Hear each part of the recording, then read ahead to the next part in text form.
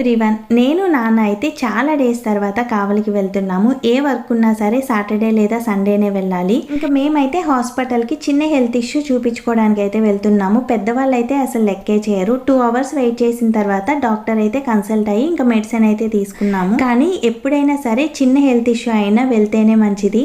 చిన్న పామునైనా పెద్ద కర్రతో కొట్టాలి అంటారు కదా, అలా అనమాట.